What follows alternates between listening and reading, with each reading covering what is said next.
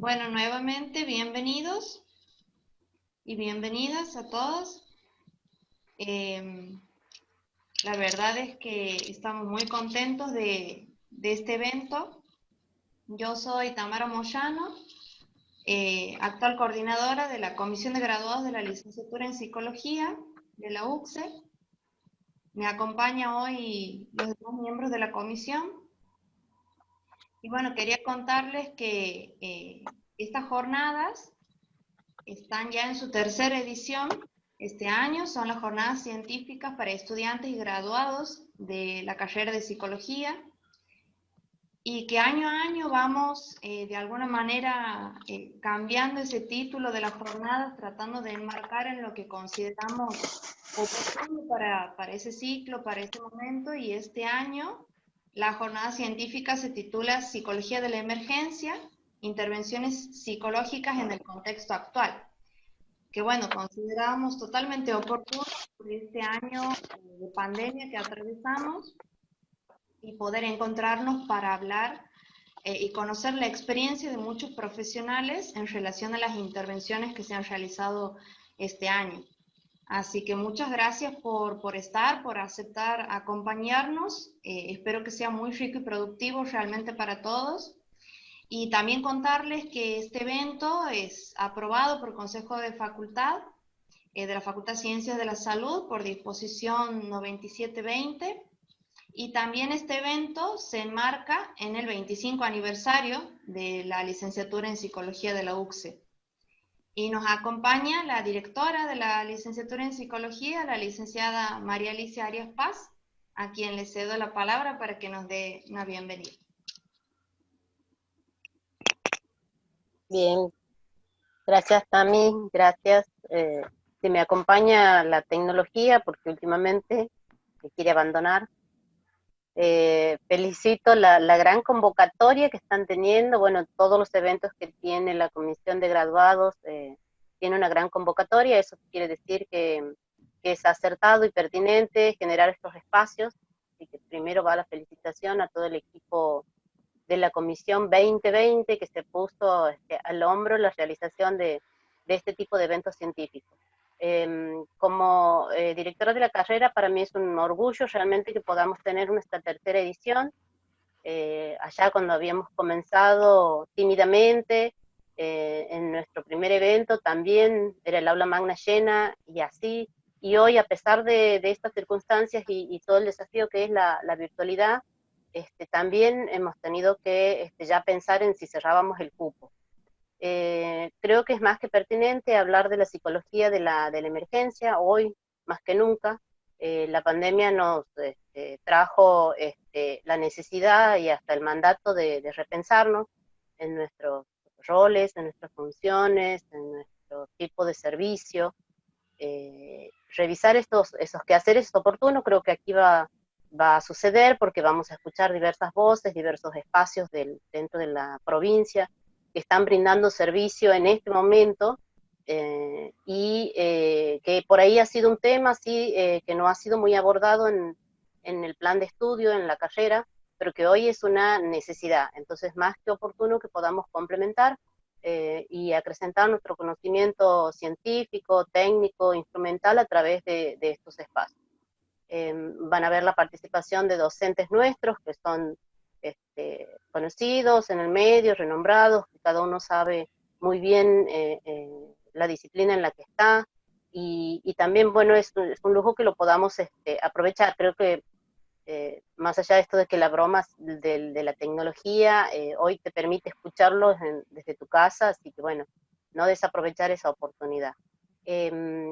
La carrera está cumpliendo 25 años, este evento es uno de los que van a marcar esa importancia y van a quedar en la historia, así que bueno, somos protagonistas de estos 25 años de carrera de psicología en la provincia.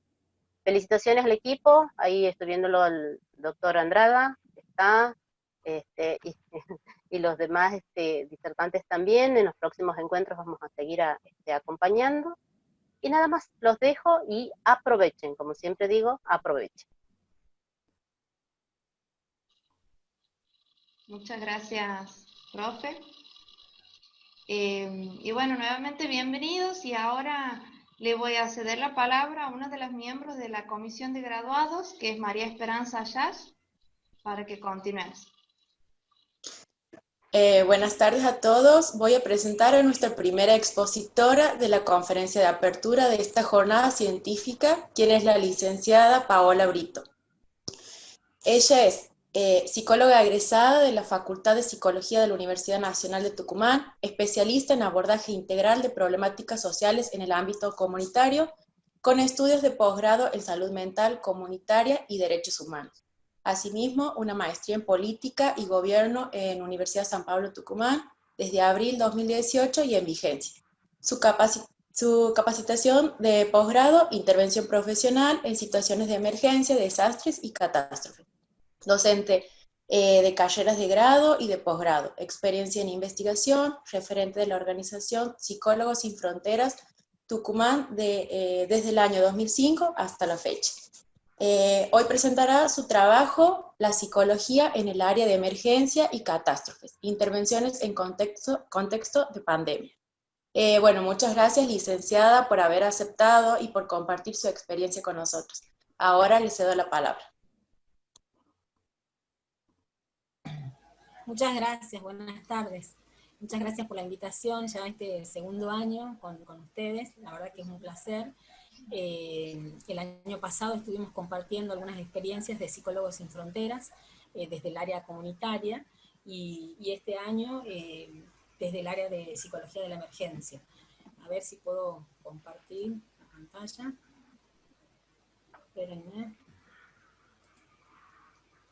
A ver.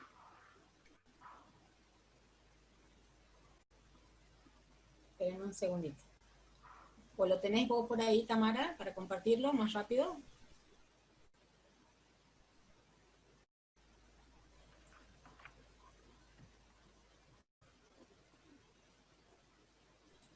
Ahí intento, vamos a ver si tan rápido, no sé. Bueno, mientras tanto les voy contando. Bueno, como les decía, como decía ahí la compañera María Esperanza, mi área de trabajo fundamentalmente es el área de emergencias y desastres desde el año 2006.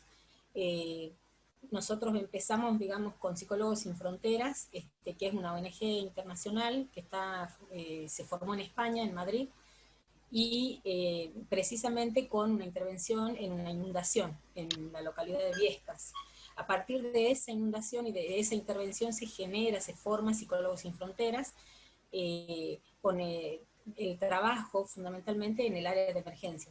Y acá a la Argentina llegó en el año, y en los 90 por ahí, porque este año están cumpliendo 20 años en San Luis, a la provincia de San Luis. Y nosotros conocimos a Psicólogos Sin Fronteras en el año 2005, ¿no? Entonces los formamos acá en Tucumán, también con nuestras primeras experiencias en el área de emergencias con inundaciones, que como ustedes sabrán y habrán visto, porque ha tenido mucha repercusión, nosotros tenemos inundaciones muy frecuentemente en la zona sur de la provincia. Entonces, bueno, nuestras primeras intervenciones han sido en ese tipo de situaciones, y a partir de eso empezamos a tener formación con la gente de España, porque acá no había formación, ¿sí? Entonces empezamos a formarnos y a buscar otros espacios también de formación. Y hoy, digamos, ¿qué es lo que, después de todos estos años, ¿no? Desde el 2006 hasta la fecha, la experiencia ha sido en distintas situaciones y sobre todo vamos encontrándonos, ¿no? Todo el tiempo en los congresos, en las jornadas, en las publicaciones, ¿no? De colegas que están interviniendo, pero sin que hayan tenido una formación específica acá en la Argentina, porque no la hay, ¿sí? Entonces, nosotros desde que empezamos consideramos, ya que yo soy docente en la Universidad Nacional de Tucumán, que la materia tenía que estar en la universidad, en la formación de grado. Bueno, luchamos en estas cuestiones de gestión política, hasta que se pudo presentar y ponerla en el plan de estudios, en el plan 91 y en el plan 2012, como una materia optativa, ¿sí? Pero aún así sigue siendo una materia optativa y y yo estoy ahí por extensión de funciones, o sea, no estoy con un cargo rentado ni por concurso, es una extensión de funciones de mi otro cargo en sociología. Entonces, pero de todas maneras ha sido muy bien aprovechado por los alumnos, al ser una materia optativa, cuatrimestral, porque además nosotros éramos como, ¿no?, los loquitos que decían cuándo vamos a tener una emergencia. Y nosotros insistíamos en nuestra mirada de las emergencias, que ahora les voy a comentar más en profundidad, que no es necesariamente esperar esto que lamentablemente nos está pasando, que pueden ser un montón de cosas las emergencias y los desastres. Entonces, y que hay distintas formas de intervenir y hay distintos momentos para intervenir y que en todos los momentos podemos nosotros intervenir. Bien, pasa la cámara, por favor. Entonces, bueno, contarles un poco, ya les he contado un poco el panorama de cómo surge esta materia, pero ahora vamos a ver cómo surge el área, ¿sí? Como les decía, en otros países de Latinoamérica como Perú, ¿sí?, donde hay un psicólogo también bombero, que se llama Santiago Valero Álamo, él ha sido digamos, el impulsor de lo que es la psicología de la emergencia en Latinoamérica. Y él y otros psicólogos de distintos países conformaron lo que se llama la Red Latinoamericana de Psicología de la Emergencia. Es un área específica, ¿sí?, de la psicología, ya vamos a ver la definición, pero empecemos con esto, ¿no?, que frecuentemente confundimos y creemos que todas las situaciones son iguales, ¿no?, emergencia, desastre y catástrofe. Entonces escuchamos muchas veces, sobre todo los medios de comunicación, decir que es una catástrofe, algo que no lo es en realidad, o que es un desastre, pero más utilizan la palabra catástrofe, ¿no?, como para darle esa significación de mucho impacto. Y en realidad sí tiene que ver, pero a veces no son las situaciones que se mencionan como que no son realmente catástrofes. Entonces, para poder intervenir nosotros tenemos que diferenciar los términos. Y en realidad es fundamental que el Estado pueda diferenciar los términos, porque es el que va a destinar recursos. Como para cualquier otra actividad que nosotros realicemos, si no sabemos muy bien de qué se trata, no podemos saber bien qué recursos vamos a necesitar o cuáles vamos a utilizar. Entonces, la emergencia y el desastre, o sea, estos tres términos designan situaciones que tienen un gran impacto en la vida cotidiana, ¿sí? Pero la diferencia fundamental es que en la emergencia y en el desastre las instituciones, y sobre todo el Estado, siguen activos, o sea, siguen presentes, siguen funcionando. De ahí yo voy a poner, como algunos ya me conocen, entre comillas y entre paréntesis, mi opinión personal, aunque el Estado funcione medio malo, medio bien, mejor o peor, ya es otra cosa, pero sigue activo, ¿sí?, no está colapsado. Y la catástrofe, en cambio, es cuando las instituciones del Estado también están colapsadas. Entonces, es necesario también diferenciar estas cuestiones de términos, y también es necesario diferenciar o tener en cuenta cuando nosotros pensamos en las intervenciones o en los recursos que vamos a destinar a estas intervenciones, ciertos aspectos, ¿no? Uno son los problemas psicosociales, porque nosotros por ahí como que tenemos la idea, no sé la formación que tengan ustedes en la UCSE, pero acá en Tucumán, y muy orgullosa de la universidad pública, pero creo que también tiene que cambiar en muchas cosas en el plan de estudios. Por ejemplo, nuestra formación es básicamente hacia la psicopatología, y la psicopatología desde el psicoanálisis. Entonces vemos neurosis, psicosis, perversiones, o trastornos desde el DSM, y por ejemplo, los chicos que egresan cuando se insertan en el mundo laboral, ya no le piden el DCM, le piden el CIE-10, no les, a ver, pueden trabajar desde el psicoanálisis en muchos lugares, pero en muchos otros no. Entonces, también es necesario empezar como a abrir ese abanico de formaciones diversas, ¿no? Nosotros hemos incorporado psicología cognitiva, pero también es optativa. Bueno, hay como discapacidad, por ejemplo, ahora. Se están abriendo esos abanicos que son necesarios para poder abordar estos problemas psicosociales, que no necesariamente son, a ver, que ya Galende lo decía hace muchos años, o sea, estos problemas de subjetividad ya no son la locura en el sentido de esquizofrenia, psicosis, sino tenemos otros problemas de salud mental, ¿no? Como el alcoholismo, las adicciones, la violencia, una serie de situaciones psicosociales que llevan a las personas al consultorio y a los espacios públicos. Entonces tenemos que estar preparados para esas situaciones. Otros aspectos son los culturales, ¿no? La experiencia previa de la persona en relación a estos impactos que puede tener. Entonces no le va a impactar de la misma manera a una persona que ya atravesó ciertas experiencias y que puede resignificarlas, o que puede ir empeorar o puede agravar la situación, esas experiencias previas, o puede salir más fortalecido porque ya tiene otros recursos. Entonces es tan particular, como decimos siempre en la psicología, que hay que ver el caso por caso.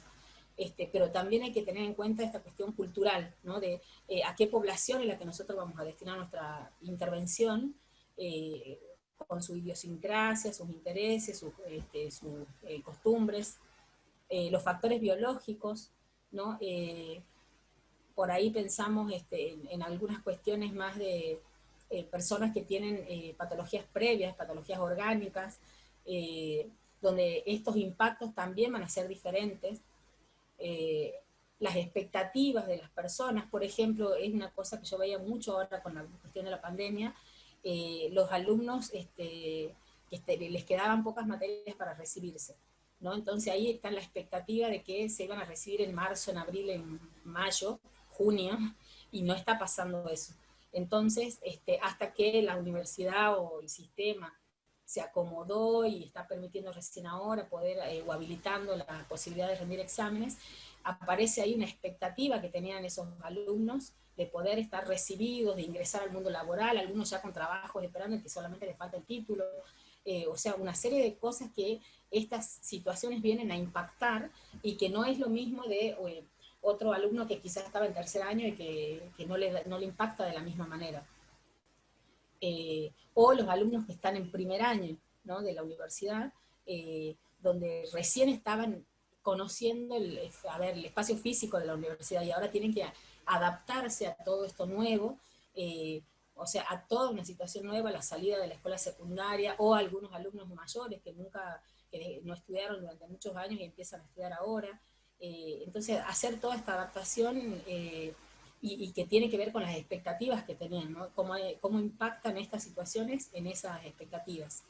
Bien, pásala, Tamara, por favor.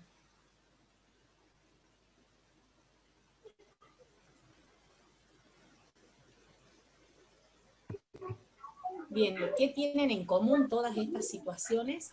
Que todas precisan una intervención inmediata, ¿sí? Nosotros no podemos decir, ay, hoy no voy a atender, hoy no voy a ir, hoy no voy a hacer, o lo hago después.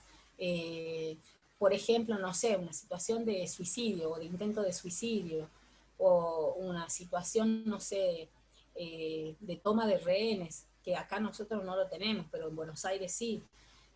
Donde los psicólogos que trabajan con la policía tienen que ir y hacerlo, no pueden decir, ay, no, no sé, creo que puedo más tarde.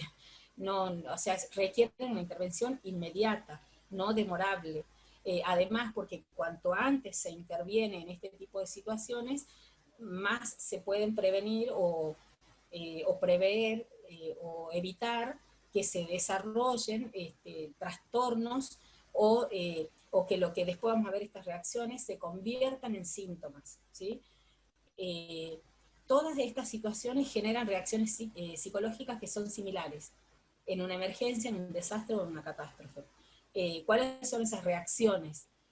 Por ejemplo, pasan por todas las áreas que nosotros conocemos, o las que podemos pensar al ser humano, ¿no? En lo biológico, en lo fisiológico, el temblor en las manos, sequedad en la boca, dolor de estómago, dolor de cabeza, que le tiemblan las piernas, ¿sí?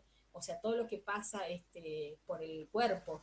Después, en cuanto a lo psicológico en sí, o cognitivo, pensamientos recurrentes, ¿no? De muerte, en este caso, por ejemplo, de contagio, o temor al contagio, esquemas mentales que vienen de nuestra familia, de nuestro entorno, como pensamientos, sueños, pesadillas. Después en la parte afectiva, ¿no? Tristeza, sentimientos de estar como desahuciados, o eufóricos, ¿sí?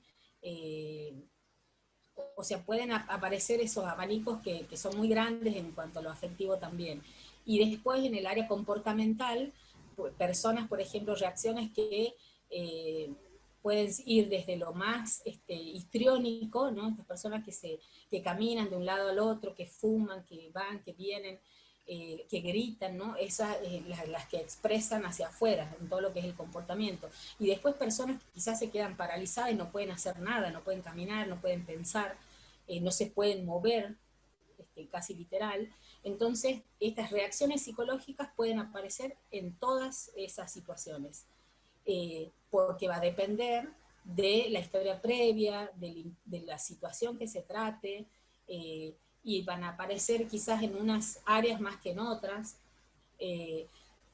pero esas reacciones nosotros las vamos a llamar esperables, ¿sí? No me gusta la palabra normal, pero sí esperables. Es esperable que aparezca todo esto en una situación que impacta y que viene a romper todo lo que nosotros veníamos desarrollando en nuestra vida cotidiana.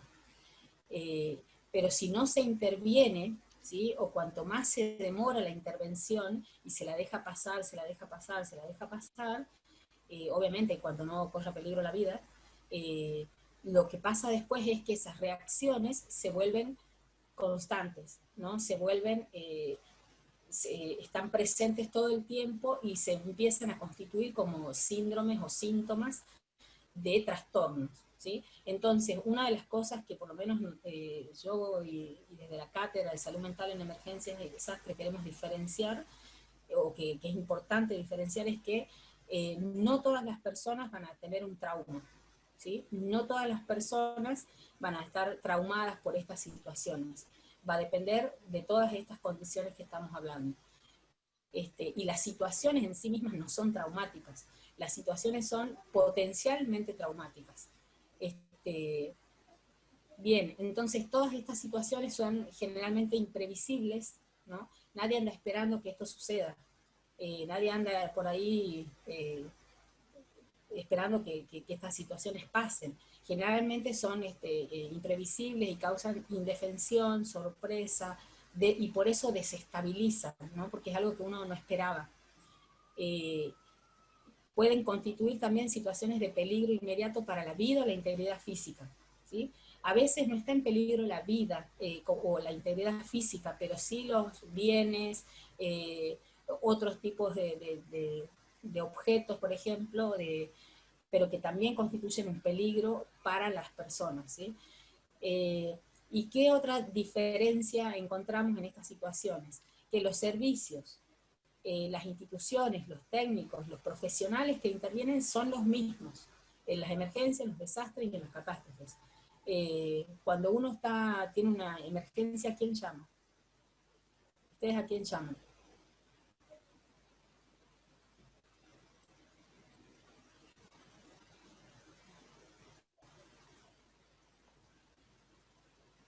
Pueden escribirlo en el chat.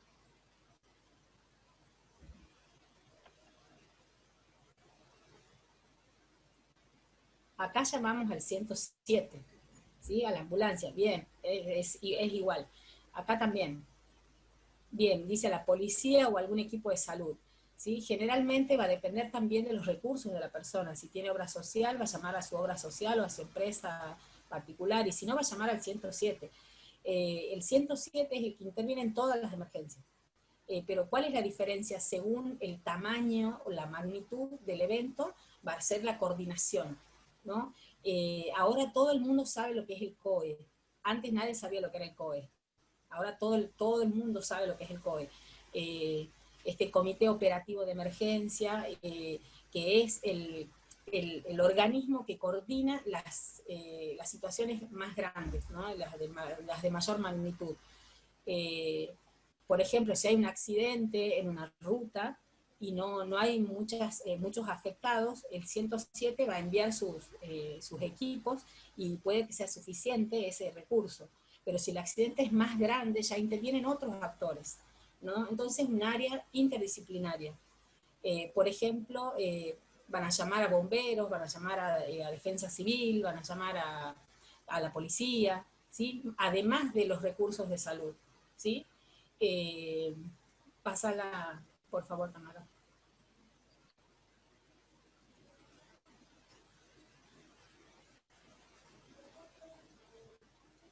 Bien, un poco esto ya habíamos hablado, ¿no? De los factores o los que hacen las diferencias, ¿no? Habíamos dicho los factores sociales, como la edad, el nivel cultural, la situación familiar, el entorno económico laboral, ¿no? Son aspectos que van a influir en la recuperación y la reinserción. Después, decimos también que no siempre va a ser necesario la intervención clínica, ¿sí? Porque muchas personas pueden recuperarse en intervenciones tempranas, ¿sí? O sea, no todas las personas van a necesitar una psicoterapia. Ahí aparece quizás nuestro ego herido de que no necesitan todo psicoterapia. Pero si se interviene tempranamente, mejor que no necesite psicoterapia, porque quiere decir que tiene recursos o que ha podido con sus recursos y su entorno poder recuperarse o superar esa situación. También es importante evitar la psicopatologización, ¿no? Esto que decíamos, también lo escuchamos mucho en los medios de comunicación. Hablan de las víctimas, todo el tiempo hablan de las víctimas, y en realidad cuando hay todo un desarrollo teórico sobre este término, ¿no? De que cuando uno los pone en situación de víctima, los deja o los pone en esa situación de no hacerse cargo de su propio proceso, ¿no? de recuperación o de reinserción, o de que no tiene recursos. Y en realidad lo que podemos, por eso a veces preferimos los términos como afectados, ¿sí? Y no víctimas, ¿sí? Porque afectado, bueno, es porque algo le afecta, pero tiene posibilidades de hacer con otros recursos. También es necesario potenciar las características positivas, ¿no? Abrir la posibilidad de ver esto como un desafío, que yo creo que es mucho de lo que estamos haciendo actualmente con la pandemia. A ver, muchas personas al principio, o en la meseta del medio, o ahora, ¿no? Como ya se está extendiendo, han tenido esta sensación como de que esta es una crisis, que se iba a perder el mundo, que todo va a ser horrible, que no se puede hacer nada. Y, por ejemplo, acá estamos en una jornada utilizando la tecnología para poder hacer ese encuentro, aunque sea virtualmente. O sea que hay posibilidades de hacer cosas. Se lo puede también ver como un desafío. O que hay cosas que se pueden hacer y otras que no, pero veamos las cosas que sí se pueden hacer. Y eso también se relaciona con la cuestión esta de lo psicopatológico.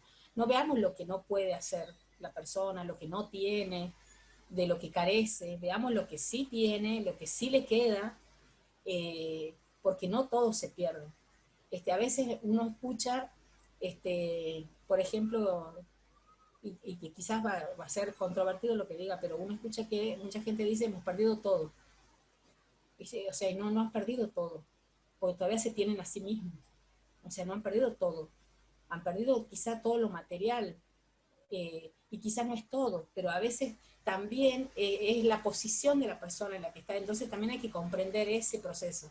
Es en ese momento la persona no puede reconocer que todavía se tiene a sí misma, que todavía le quedan cosas, que quizás lo poco o lo mucho que tenía era todo para ella, ¿no? Y ahí es donde uno puede empezar también a pensar las intervenciones.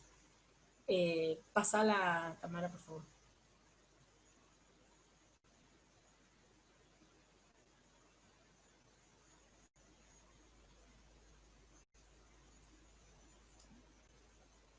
Bien, esta es la definición de Valero Álamo.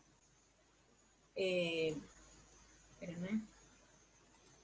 Que plantea que la psicología de la emergencia es una rama de la psicología que se orienta al estudio de las reacciones de los individuos y los grupos antes, durante y después de una situación de emergencia o desastre. Y así también a la implementación de estrategias de intervención psicosocial orientadas a mitigar y preparar a la población, evitar y reducir las respuestas inadaptativas durante el impacto del evento y facilitar la posterior rehabilitación y reconstrucción. Toda esta definición, ¿no?, es la que engloba toda la acción de la psicología de la emergencia. Entonces, es una rama específica, ¿sí? Nosotros insistimos con eso, porque ha pasado, no sé cómo estarán ahí, después podremos conversar un poco, pero de psicólogos o psicólogas que están en los hospitales o en las instituciones públicas y que no tenían idea de qué hacer ante estas situaciones, ¿no? Porque trabajan con o sea, son excelentes profesionales, pero trabajan con un marco teórico diferente, trabajan con o sea, y uno al tener un marco teórico diferente y tiene una técnica distinta, entonces hay cosas que no van a funcionar, ¿no? Por ejemplo, acá lo que está planteando en esta rama de la psicología es primero estudiar cuáles son esas reacciones que esperables, que podemos encontrarnos en las personas y en los distintos grupos de edad, ¿no? Las reacciones esperables en niños, en adolescentes, en adultos mayores, en personas con discapacidad. O sea, es todo como cualquier otra área de incumbencia, ¿no? Como la jurídica, como la de orientación vocacional, o la educacional, o la sanitaria. Acá también hay que sentarse y estudiar mucho. Entonces hay que estudiar estas reacciones esperables para, de acuerdo a eso, pensar las intervenciones. Después, pensar también en esto que nosotros insistimos, en la preparación de la población. No es lo mismo una población que está preparada ante algo que quizás alguna vez puede ocurrirle, que una que no esté preparada para algo que le ocurra. Entonces, nosotros insistimos en que las escuelas, por ejemplo, tienen que incorporar, que en otros países ya lo están haciendo, la preparación ante emergencias. Y eso incluye toda la parte práctica, no es solamente la teoría. Es la práctica, por ejemplo, en simulacros. Simulacros de evacuación ante incendios, simulacros de evacuación ante posibles bombas. No sé, acá no nos pasa, gracias a Dios, por suerte, pero en Estados Unidos, en México, con la cuestión de las armas, o sea, acá todavía no, digamos, pero sí ha pasado en algunas escuelas esto de chicos, adolescentes que han entrado con armas, ¿no? Quizás en situación de intoxicación, que, o sea, y hay que estar preparados para eso, para, digamos, preparar a los docentes, preparar a las escuelas, preparar a la comunidad, qué hacer ante una situación de emergencia, muchas situaciones cotidianas que si nosotros facilitamos esa preparación, lo que hacemos es evitar un montón de cosas posteriores. Por ejemplo, ustedes tienen ahí las UPAs, acá tenemos los centros de atención primaria, los CAPS, y que la función de esos centros es la atención primaria de la salud, ¿no? Es la prevención y la promoción.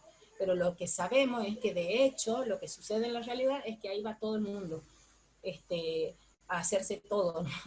Y en realidad, por ejemplo, para eso hay niveles de atención, pero no preparamos la comunidad para decirle, por ejemplo, acompañarla en todo su proceso vital, para que decirle esto puede pasar, si pasa esto, usted no tiene que venir acá, si tiene una herida que le está sangrando, si es leve, acá podemos hacer la curación, pero si no es leve, no sé, tiene que ir al hospital. Entonces evitamos un montón de cosas y preparamos a la población. A ver, acá Maxi pregunta, ¿cómo se intervendría en el caso de víctimas que requieren de asistencia clínica, pero se niegan o oponen? Pasa que ahí nosotros estamos suponiendo que la persona necesita. O sea, ¿quién determina eso? Ahí está la otra cuestión fundamental. ¿Quién determina que la persona necesita asistencia clínica? A ver, es muy probable que todos se opongan, porque lo que menos quieren saber es del psicólogo. O sea, nadie quiere un psicólogo en la parte de emergencia, ¿no? Porque la gente lo que dice es, no necesito un psicólogo, necesito que me digan dónde está mi pariente, necesito que me digan qué ha pasado con mi papá, necesito entrar a verlo, necesito información, pero no necesito un psicólogo. Entonces, por eso les decía que la formación es muy importante, porque nosotros no vamos a entrar ahí con una intervención común, digamos, como la que nosotros conocemos. Ni siquiera nos presentamos como psicólogos. O sea, nos presentamos con nuestro nombre y depende, a ver, ahí es donde entran todas estas otras técnicas, ¿no? La observación, tengo que observar la conducta de la persona. Voy a ver si está alterada, si está tranquila, cómo está parada, cómo está sentada. De acuerdo a eso, yo voy a hacer determinadas formas también de intervención para acercarme y preguntarle qué necesita. Después voy a ver, o sea, de acuerdo a lo que me diga que necesita, voy a ver qué puedo ofrecerle, ¿sí? Porque información no le puedo dar porque yo no la tengo. No sé, un vaso de agua, sí, eso puedo conseguirle. Puedo ayudarla a encontrar un pariente, sí, probablemente eso sí pueda.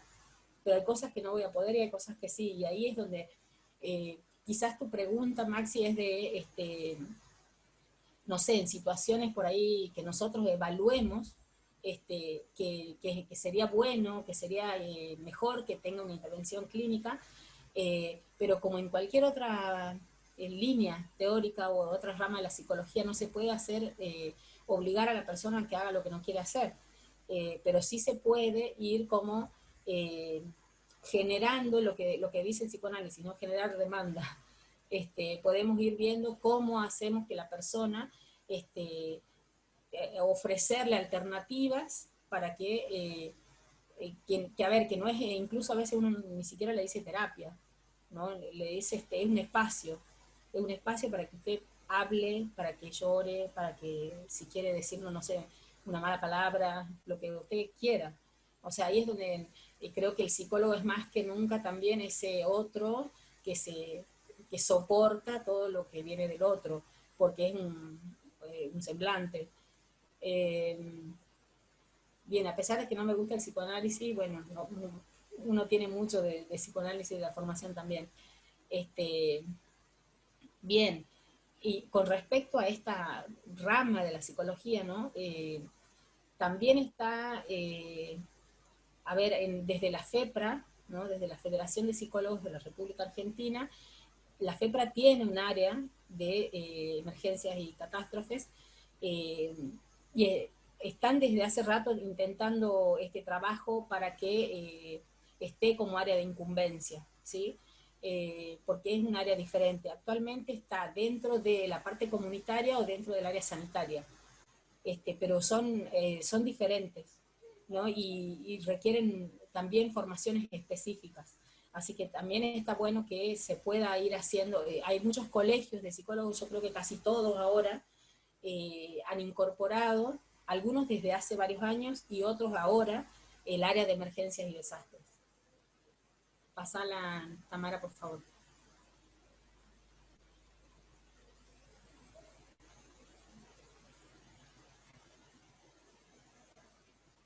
Bien, ¿con qué se interrelaciona la psicología de las emergencias?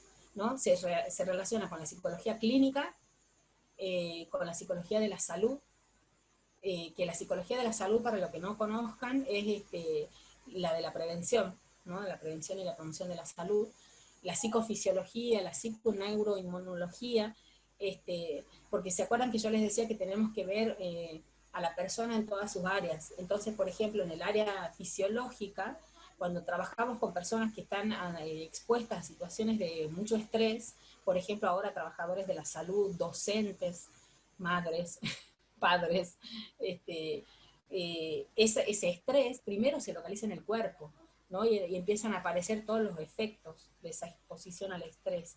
Por ejemplo, dolores de estómago, colon irritable, acidez, ¿no? De jaqueca, dolor de cabeza, o sea, una serie de, qué sé yo, caída del cabello, un montón de reacciones que tienen que ver con lo psicofisiológico, y entonces también se relaciona con esa área. También tenemos que conocer nosotros esa área para poder ir pensando esto de las intervenciones. Con la psicología del desarrollo, como les decía hace rato, para ver cuáles son las características específicas de cada etapa del ciclo vital. Con la psicología social, ya que nosotros no vamos a trabajar con la persona, y ahí está quizás, a ver, depende cómo uno entienda la clínica, porque la clínica generalmente uno la entiende como de la atención individual, ¿no? Aunque la clínica puede ser grupal y puede ser comunitaria, pero bueno, creo que la mayoría de los casos no, la entienden como algo individual, y acá nosotros vamos a trabajar con el grupo, ¿sí? Con las redes de soporte de esa persona o de ese grupo, ¿sí? Porque, por ejemplo, supongamos que tengamos que atender a una persona con un accidente de tránsito en la ruta, bueno, con los sobrevivientes. Vamos a tener que trabajar con su grupo de apoyo, ¿no? Buscar a los parientes, promover el encuentro con los parientes. No la vamos a dejar a la persona sola, tenemos que acompañarla, muchas veces otros van a buscar los parientes. Entonces vamos a trabajar con esas redes. A veces también se trabaja con la comunidad completa. Había un caso de, por ejemplo, de accidentes múltiples, ¿no? Donde hay muchas muertes. Por ejemplo, me acuerdo uno en San Luis, de un tren que arrolló un colectivo escolar, ¿no? Donde murieron muchas niñas, de un colegio religioso que iba a llevar donaciones. Y bueno, se trabajó ahí con los bomberos, porque los bomberos era la primera vez que atendían, que tenían que rescatar cuerpos, ni siquiera los cuerpos enteros. Entonces hubo que trabajar con los bomberos, con las maestras, con los docentes que digamos que quedaban en la escuela, con las familias, con el pueblo entero, porque eran un pueblo. Entonces, también tenemos que tener esos conocimientos de la psicología social. Después con la psicología organizacional, ¿no? Para ver los equipos de trabajo, ¿no? O sea, el propio equipo del psicólogo emergencista y los equipos de trabajo con los que uno va a trabajar. Por ejemplo, con los bomberos, con los policías, con los rescatistas, con los trabajadores de salud, con desarrollo social, ¿no? Con desarrollo humano, tribunales, con un montón de otros equipos con los que uno va a trabajar, pero que también tiene que ver esto de la organización, ¿no? Cómo es el comportamiento, la comunicación, la motivación. Nosotros, por ejemplo, tenemos distintos dispositivos, ¿no? Que estamos ahora actualmente llevando a cabo, y por ejemplo en uno hemos tenido una dificultad de cuál es la motivación, por qué están ahí. Muchos están, sobre todo jóvenes graduados, que están ahí para adquirir práctica, para adquirir experiencia, que no está mal. Lo que no está bien, digamos, es que ese sea su principal motivo para estar ahí. Porque el principal motivo para estar en un dispositivo de teleasistencia, en este caso, ya les voy a contar, tiene que ser el querer ayudar a otros, el querer ser el soporte de otros. Y de ahí si yo aprendo y hay una práctica para mí, buenísimo, pero no es lo primero. Entonces hay que ver todo eso en los equipos de trabajo, ¿no? El liderazgo, cómo es el tipo de liderazgo, quiénes ejercen el liderazgo, cómo es el trabajo en equipo.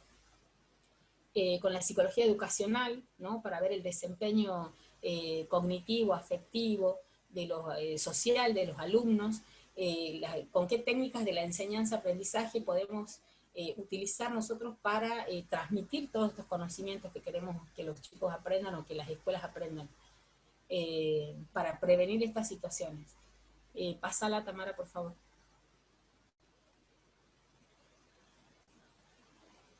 Como les decía hace rato, es un trabajo interdisciplinario, intersectorial, que acá justo no lo puse, porque nosotros, y esa es la parte quizá más importante y la que más cuesta, nosotros tenemos la costumbre de hablar complicado, ¿no? De usar términos técnicos que no nos entiende nadie. Acá no podemos darnos ese gusto. Acá tenemos que usar un lenguaje común que nos puedan entender todos. Los médicos, las enfermeras, los trabajadores sociales, docentes, sociólogos, periodistas, geólogos, Cruz Roja, militares, policías, gendarmería, o sea, todos nos tenemos que entender, entonces todos tenemos que manejar ese mismo idioma, por eso también es como algo muy específico. Por ejemplo, cuando uno va a trabajar con defensa civil, defensa civil te habla como policía, ¿no? Te dice, bueno, tenemos 80 femeninos y 50 masculinos, distribuido de la siguiente manera, y vos tenés que entender de qué te está hablando, o cómo, o por ejemplo, ya preguntarle también desde el lenguaje común. No podemos, por ejemplo, te dicen, bueno, allá hay una señora que estaba llorando, y vaya a verla, ¿no? Y vos le preguntas, bueno, ¿y qué has observado? O ¿con quién está la señora? Para ello, la señora estaba llorando, necesita el psicólogo. Entonces uno va, se acerca, ¿sí? Pero después no podemos nosotros decirle, bueno, la señora tiene X cosas, ¿me entendés? O sea, no le podemos dar un diagnóstico. Primero porque no estamos ahí para hacer un diagnóstico. Ok, quedan 10 minutos. Entonces hay que hablar ese lenguaje común. Bueno, y después, ¿en qué podemos trabajar desde la psicología de la emergencia? Un poco como ya lo había dicho hace rato, con todas estas áreas con las que se interrelaciona, podemos trabajar en equipos de primera respuesta, ¿no? En programas de capacitación, en hospitales, haciendo el triage, la recepción, la observación, los cuidados intensivos, que quizás ahora eso es lo que más se necesita y no estamos preparados. Prevención de accidentes en el campo organizacional y las Fuerzas Armadas, ¿sí? Educación, esto para trabajar con los docentes, alumnos, escuelas, en defensa civil, en docencia. Pasala, Tamara, por favor. Y creo que esta es la última. Sí, esta es la última. Bueno, recordarles entonces, comentarles algunas de las intervenciones. Nosotros, digamos, en este contexto de pandemia, en lo que muchas veces no podemos tener presencialidad, lo que estamos trabajando es desde la teleasistencia, ¿sí? Pero la teleasistencia se agota o se queda en el nivel individual. O sea, le hacemos la asistencia telefónica a una persona, ya sea dentro de un dispositivo, que, a ver, desde el consultorio particular seguimos atendiendo online, por videollamada, ¿sí? Pero eso es la psicoterapia. Esta teleasistencia dentro de la psicología de la emergencia tiene que ver con los primeros auxilios psicológicos. Para las personas que están en crisis, para las personas que están con un ataque de pánico, para las personas que están con una crisis de angustia, con un intento de suicidio, para familiares que no tienen un chico con adicciones y no saben qué hacer porque no tienen dónde llevarlo, cómo atenderlo. Entonces, está destinado a esas personas, ¿no? Los primeros auxilios psicológicos. Después, como les decía, la teleasistencia se queda en lo individual. Entonces, lo que estamos tratando nosotros de generar ahora con 3 dispositivos tenemos. Uno se llama Psicoescucha, que es un dispositivo de estudiantes de psicología para los propios estudiantes de psicología. Y nosotros tenemos la carrera de acompañamiento terapéutico, así que también se está destinada a esos alumnos, donde a través de un teléfono de WhatsApp, ¿no? Un número de WhatsApp, las personas, los estudiantes, los compañeros solicitan el servicio y el que recibe el pedido lo deriva a un voluntario, estudiante, capacitado y formado durante bastante tiempo, porque ellos ya cursaron la materia, ya tuvieron otras capacitaciones, y tienen supervisión semanal con todas las llamadas. Y después ese voluntario lo que hace es llamar al compañero y, aplicar los primeros auxilios psicológicos, y hacer un seguimiento cuando sea necesario de hasta 3 llamadas. Después tenemos un dispositivo que se llama PsicoEPAM, que es también son estudiantes que asisten a adultos mayores del programa de adultos mayores de la universidad, ¿sí? Que son adultos mayores que concurrían a sus talleres y ahora no lo pueden hacer, están haciéndolo algunos virtualmente, entonces también hemos hecho esa articulación. Y el otro dispositivo está en Jujuy, con adultos mayores y con docentes, con jóvenes graduados. Y bueno, y hemos tenido después, durante todo este tiempo de pandemia, hemos empezado con las capacitaciones a distintos colegios de psicólogos. Uno ha sido acá el de Santiago, con el grupo que está haciendo actualmente el dispositivo de asistencia. Y bueno, y estamos tratando de ver esta cuestión de que no quede a nivel individual, sino de poder hacer esas redes de soporte entre instituciones, porque hay muchas situaciones que van a requerir esa articulación, ¿no? Por ejemplo, de derivar al Observatorio de la Mujer, derivar a tribunales. Entonces uno no es que lo deja a la persona ahí sola que vaya y se arregle. Hay que hacer ese acompañamiento también, ¿no? Hablar con la otra institución, hacer ese triángulo que ahora está bastante más complicado por la no presencialidad, pero hay que hacerlo, hay que sostenerlo. Y bueno, como les decía, es fundamental para esta área tener esta formación, ¿no? Que nosotros estamos tratando como de generar formaciones en distintos espacios, y después la formación también puede ser hacer cursos, pero queda ahí en la mitad porque lo que falta es la práctica, ¿no? Entonces, una de las cosas que más se trabaja en los congresos es que tengamos la práctica a través de los simulacros o simulaciones, ¿no? Entonces se trabaja mucho con actores, se trabaja mucho con el cuerpo, fundamentalmente con el cuerpo. Entonces es un área que requiere mucha disponibilidad física, mental, pero también es un área que, bueno, uno la elige, ¿no? También es lo que uno eligió. Así que, bueno, esa es un poco la experiencia. Quedo a disposición para lo que precisen. Y bueno, muchas gracias. Muchas gracias a todos por la atención.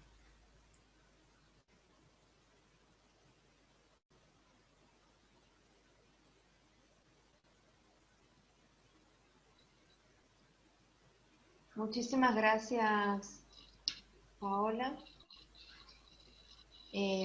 Antes de continuar, quería aclararles que ahora en el chat voy a enviar un link que es para la asistencia, ¿sí?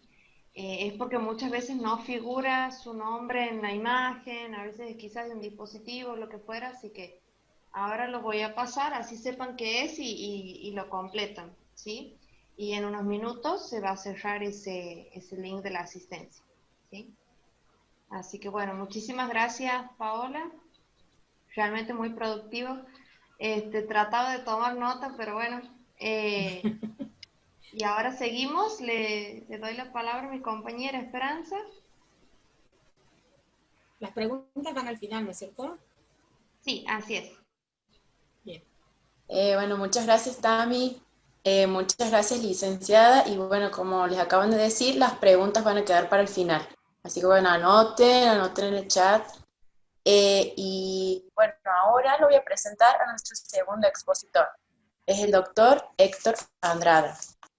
Él es médico egresado en la Facultad de Medicina de la Universidad Nacional de Tucumán, especialista en psiquiatría, cuenta con la maestría en salud mental, posgrado de especialización en drogodependencia. Además, es disertante en diversos cursos y programas de formación. Es docente universitario en la UCSE y en la UNCE, médico psiquiatra del Hospital Psiquiátrico Diego Alcorta y director médico del CREASE, Centro de Rehabilitación en Adicciones de Santiago del Estero, docente investigador y director de trabajos de investigación. Hoy el doctor nos va a presentar su trabajo Urgencias en Toxicomanías. Muchas gracias, doctor, y le cedemos la palabra. Bueno, muchas gracias. ¿Se escucha bien? ¿Sí? Bien. Bueno, gracias por la presentación. Bueno, vamos a hablar un poquito de lo que es la urgencia de toxicomanías, ¿sí? Yo me he formado un poco en lo que es la urgencia en salud mental, digamos, cuando he hecho mi pasantía en el Hospital Borda, en donde por ahí teníamos guardias. Es un servicio que está 24 horas, en el cual el examen de salud mental venía y nos traía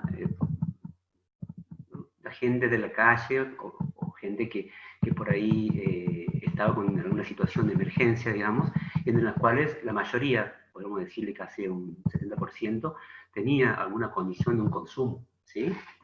Entonces, pensar, digamos, la urgencia en toxicomanía sería como una rama muy específica dentro de lo que es la urgencia en psiquiatría, motivo por el cual me he interesado bastante y, bueno, he hecho una especialización por ahí en lo que es en adicciones. Yo voy a leer un caso clínico, no sé si lo vamos a poder por ahí hacer un análisis en cuanto a específicamente el caso, pero sí lo traigo a colación para que empezar a pensar, digamos, las urgencias de toxicomanías en algo bien concreto, en algo que podamos verlo día a día, y no en algo que por ahí queda muy teórico, muy en los libros, ¿sí? De ver también si puedo compartir, únicamente voy a compartir el caso clínico y después vamos a hablar sin power, ¿sí? Perfecto. Ahí está la opción ya para que pueda compartir. Perfecto.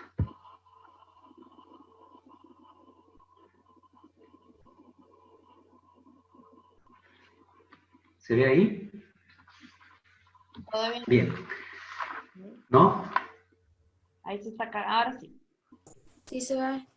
Perfecto. Bueno, este es un caso que he tenido en el hospital regional. He hecho guardia hasta el mes de enero, febrero más o menos, en la guardia central del hospital regional, justo antes de comenzar lo que es la pandemia. Entonces, guardia de salud mental, donde era acompañado por un equipo interdisciplinario, donde estaba yo como psiquiatra, había psicólogos, trabajadores sociales y enfermeros, que componíamos lo que era el equipo, y cada uno tenía, digamos, una injerencia en cuanto a la función dentro de la guardia. Como digo, era una guardia de salud mental, en donde lo temático de la sustancia, obviamente, era simplemente un pedacito de todo lo que podíamos llegar a ver ahí, ¿sí?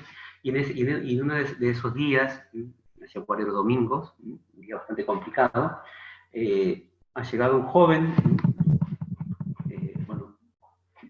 puse un nombre obviamente que no es Gastón, es un nombre de fantasía, un joven de 24 años, Gastón, soltero, un hijo de 2 años, con el cual no tiene vínculos, con la madre del niño, ni con el niño, desocupado actualmente, refiere que trabaja en forma independiente, realizando changas, por lo general es ayudante de albañilería, plomería, carpintería, entre otras, cuando un tío por ahí lo necesita.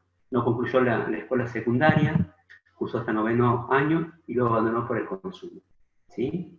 En cuanto a su situación familiar, actualmente convivía, mejor dicho, con su madre y 3 hermanos, 2 varones de 21 y 18 años y una mujer de 15 años, cuales se separaron hace 8 años, que coincide justo con el inicio del consumo de sustancias, y no tiene vínculo con su padre, ya que él se trasladó a otra ciudad y formó otra familia.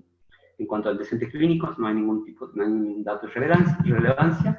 En cuanto a los hábitos tóxicos, comenzó su inicio de consumo fue a los 16 años aproximadamente. Los tipos de sustancias de consumo comenzó con el alcohol, luego siguió la marihuana, luego la cocaína, ansiolítico y tabaco, ¿sí? Y negó otro tipo de sustancias.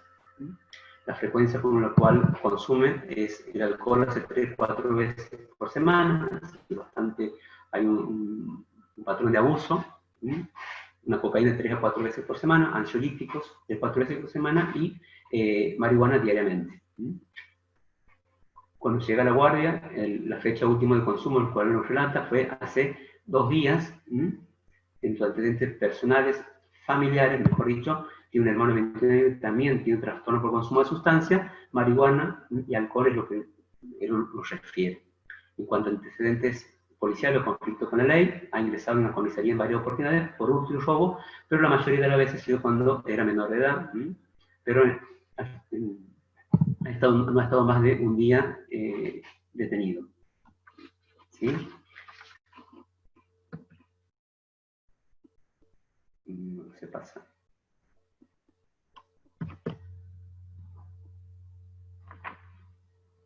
No sé qué pasa, ¿dónde está pasando la compu? Bueno, le sigo leyendo yo, lo tomo aquí. El motivo de consulta en ese momento era por consumo de sustancias psicoactivas, alteraciones conductuales de una ideación suicida. El paciente ingresa obviamente por la guardia, presentando alteraciones de estado de ánimo, con mucha angustia, labilidad emocional, ansiedad, inquietud, un llanto espontáneo, refiere deseo de consumos, ideas pesimistas, pensamientos suicidas, en ese momento sin plan específico, pero sí con una planificación que venía de hace 2 días, pero en ese momento de pedir ayuda no lo tenía. Aunque presenta antecedentes de intentos suicidios en 2 oportunidades, ambos con método de ahorcamiento, ¿sí? Siempre en estado de intoxicación, por general en policonsumo, y el último intento fue hace 2 semanas. ¿Sí? Entonces te van atando cabos, un paciente que está en un estado bastante crítico, con un riesgo bastante importante desde el punto de vista vital. También refiere una heteroagresividad, tanto hacia personas, objetos, ¿sí? Impulsividad y autolesiones, que se observan, en cual se observan cicatrices recientes en varios cortes con arma blanca en antebrazo, brazos y abdomen. Actualmente se encuentra en situación de calle, ya que la familia lo ha expulsado por la conducta agresiva que presenta, el sueño y apetito fluctuante, dependiendo muchas veces del consumo, ¿sí? que presenta, refiriendo una pérdida de peso aproximadamente 5 kilos en las últimas semanas, presentando insomnio global, aunque algunas noches lo controla con el consumo de marihuana y ansiolíticos. Al examen psicológico psiquiátrico, tenemos un paciente que en ese momento estaba vigil, pero con mucha angustia, con ánimo bajo, tristeza, angustia, labilidad emocional, ansiedad por momentos, sobre todo en el momento del relato de su biografía. Hay mucha irritabilidad, intolerancia, impulsividad, heteroagresividad con autolesiones, deterioro clínico, ¿sí? Desde el punto de vista nutricional, hiponutrido, ¿sí? Por la situación de calle, ¿sí? Con síntomas de abstinencia bastante marcados, una hipobulia, una hipoprosexia, una autolesión de cuya dijimos, un discurso coherente, espontáneo, con ideas de contenido pesimistas y suicidas, pero sin un plan específico en ese momento. No se evidencian síntomas, ideas delirantes ni síntomas psicóticos. Hay una hipomnesias, seguramente referido estas alteraciones de la memoria, por lo general van muy unidas al consumo de sustancias, principalmente pastillas y alcohol. Hay una hipoprosexia, una hiporexia, una pérdida de peso, un insomnio global con un sueño no reparador y un juicio conservado. ¿Sí? Un caso clínico que creo que muchos de ustedes pueden medianamente entenderlo, no es muy complicado, pero que sí es muy frecuente en cuanto a la hora que podemos verlo. ¿Sí? Bien. Vamos a empezar a ver un poquito en cuanto a lo que son las urgentes toxicomanías. La clínica, en realidad, de un paciente con un consumo problemático de sustancias psicoactivas constituye un campo bastante heterogéneo, en cuanto a los discursos, en cuanto a las prácticas que la atraviesan. Hablamos de diferentes disciplinas que van a teorizar primeramente y después van a proponer diferentes estrategias, diferentes tipos de abordaje en una misma problemática, una misma situación, que hace que llevar a una complejidad en cuanto a lo conceptual, ¿sí?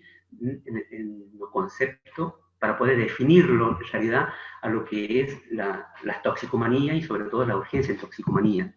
Más allá del discurso que se puede lograr en cuanto a diferentes disciplinas que van a, como digo, a teorizar desde lo epistemológico y también desde la práctica, práctica, por ahí me gustaría que nos centremos principalmente a la hora de poder abordar, por ejemplo, este caso que le he presentado, como digo, vamos pensando en algo en el momento de ir hablando y teorizando esto, ¿sí? Pensando en Gastón y todo lo que nos puede traer a nuestra consulta, ubicarnos en tres cuestiones principalmente, ¿sí? Para la redundancia. Primeramente, pensar en toxicomanía implica pensar en la época, en un contexto social, en un discurso sobre las drogas, ¿sí? Y pongo el énfasis sobre las drogas porque mucho tiempo, y sobre todo en épocas pasadas, aunque hay algunos discursos que todavía siguen pensando, la droga, y no en las drogas, hace como un concepto bastante simplista o reduccionista, ¿sí? Y en el cual pierde cierta característica cuando hablamos de la droga, donde todo le metemos en la misma bolsa, y dejamos de lado esta heterogeneidad en cuanto a las drogas, ¿sí? Porque no es lo mismo consumir tabaco, cosa que aquí no tenemos, por ejemplo, tenemos en Buenos Aires, que no habla de una pedofila, que no habla desde un lugar, o heroína, que no lo tenemos en Argentina, pero sí en Estados Unidos o en Europa, o hablar de pegamento, que sí capaz que podemos hablar de un contexto socioeconómico bajo, es decir, lo podemos tener en un contexto de vulnerabilidad como barrios que conocemos, que no lo vamos a encontrar en otro contexto capaz de mayor poder adquisitivo. Entonces, hablar de las drogas como que hoy en día queda un poco más, habla mucho más en cuanto a qué es, quién es y de dónde viene este paciente, ¿sí? Segundo, también es pensar en un segundo pilar, cuando hablamos de toxicomanía, más allá de la época y pensar la actualidad, también es pensar en la singularidad del sujeto, en este sentido de observar la función que le da, en este caso, el consumidor a la sustancia, ¿sí? O sea, el uso que hace de ella, ¿sí?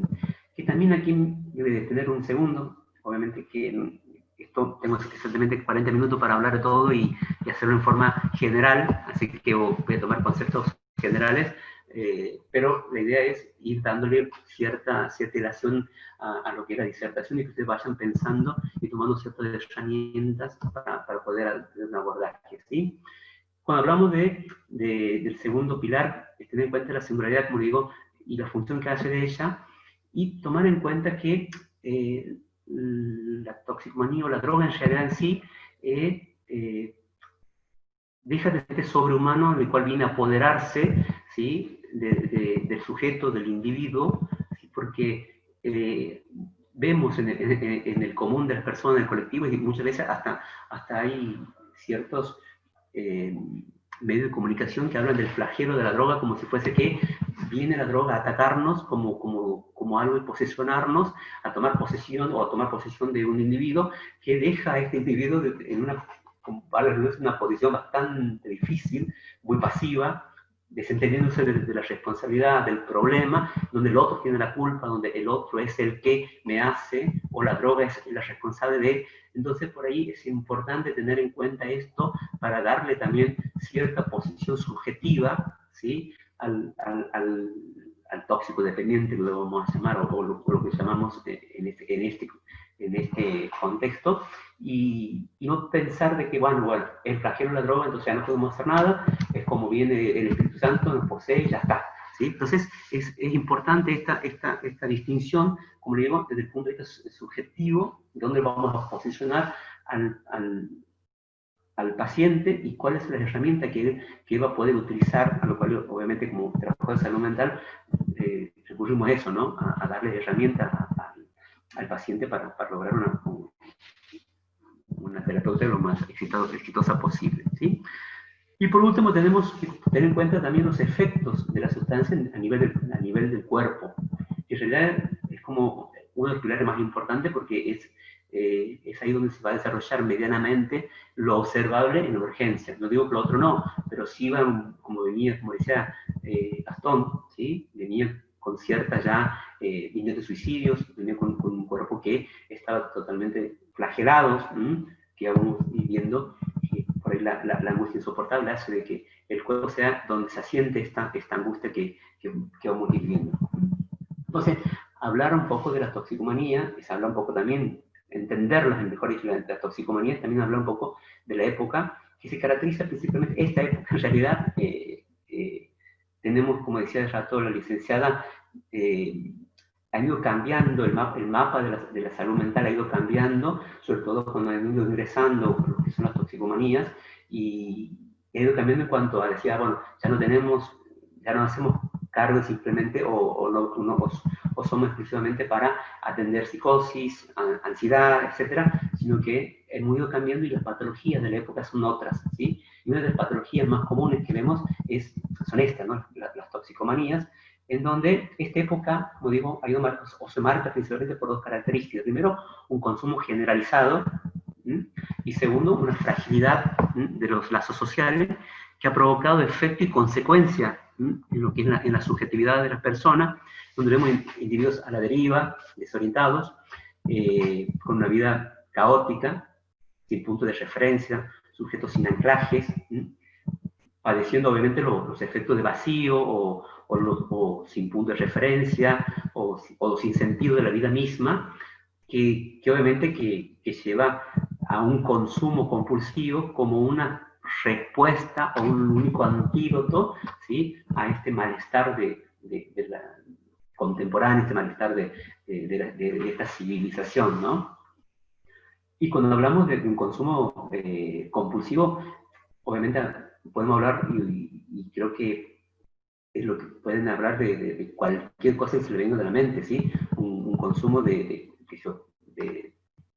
objetos, propiedades, servicios, vínculos, relaciones, es decir, todo esto de consumo compulsivo tiene un solo objetivo, una sola finalidad, que es la búsqueda de la felicidad y de la satisfacción, ¿sí?, en el momento más inmediato y próximo, ¿sí?, en el ya, ¿sí? Es decir, quiero la felicidad en este momento, ya, ¿sí? No hay que esperar.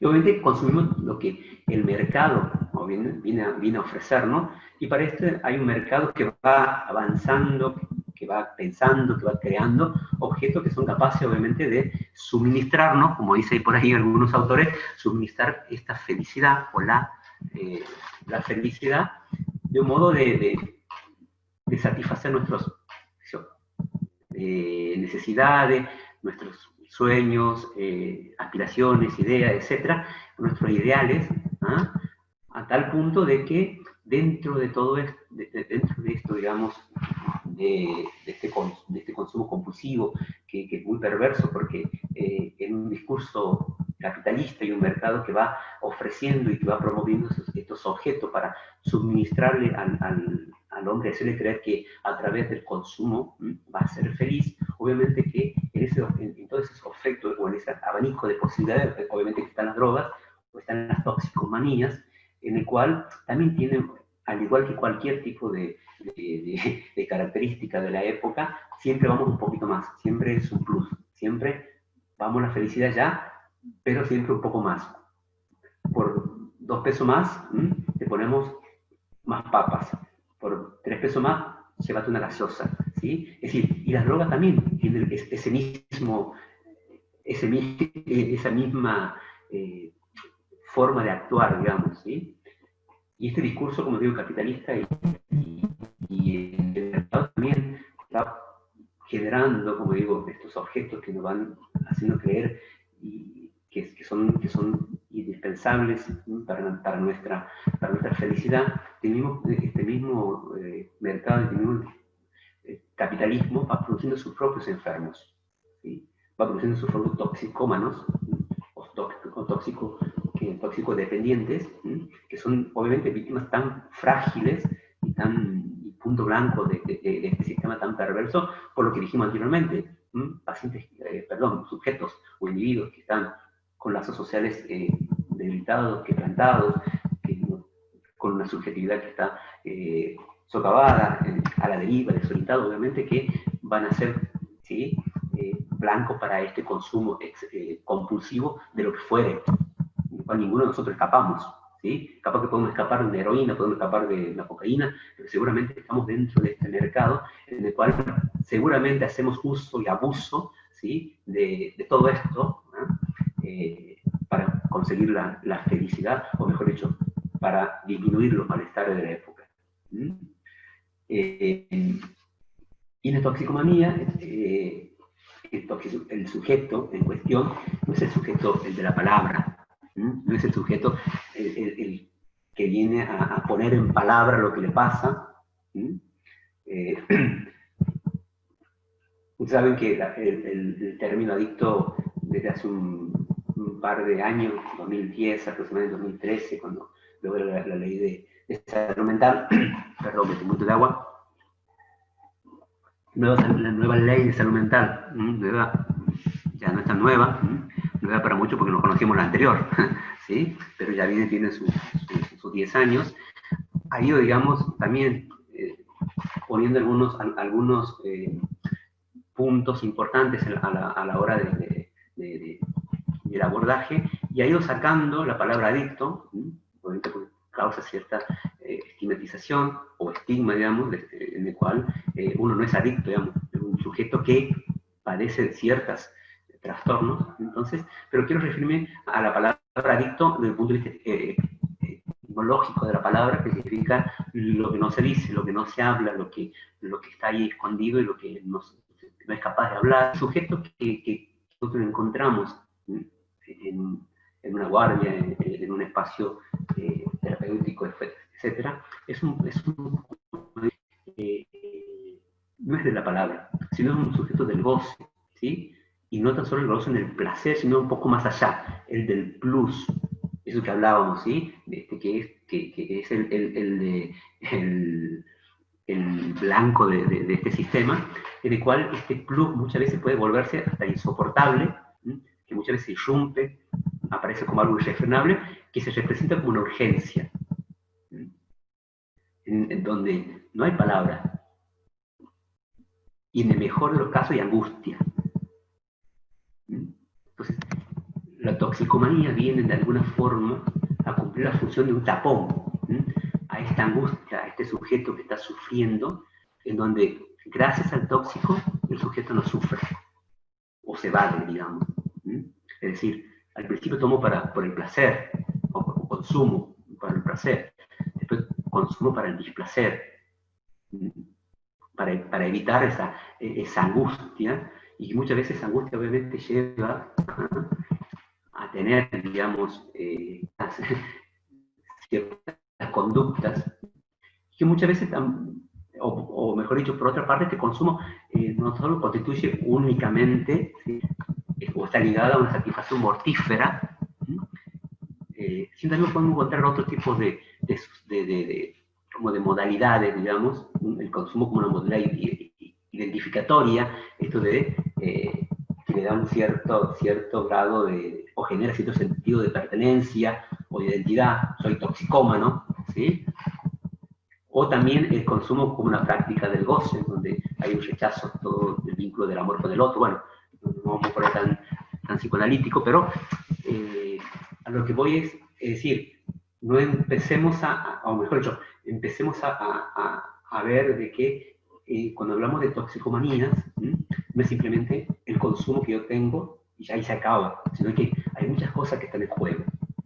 Y otra cosa que se pone en juego, obviamente, incide en el cuerpo, específicamente en el cuerpo, como yo decía, que es uno de los terceros pilares que por ahí quería tener o quería poner en manifiesto, en donde esta sustancia va incide en el cuerpo, despojándolo muchas veces de maquinarias, en el cual pone muchas veces en riesgo la continuidad vital, ¿sí? Es decir, lo enfrenta casi constantemente, de forma permanente y muchas veces diaria, ¿sí?, con la muerte, ¿sí?, en forma constante, ¿sí?, donde la urgencia se presenta en este momento, o en el cuerpo, se presenta como una compulsión de buscar inmediatamente la satisfacción de la sustancia, ¿sí? Entonces por ahí van a escuchar, el cuerpo me lo pide, ¿sí? Entonces es importante, ¿no?, en este momento, tener en cuenta de que el cuerpo, como digo, va a ser asiento a la hora de la urgencia, ¿sí?, en el cual hay que prestar atención, ¿sí? Porque hay una pérdida del control del cuerpo en una experiencia de un goce desenfrenado, donde la droga somete la voluntad del yo, por decir así, y esto no domina el cuerpo.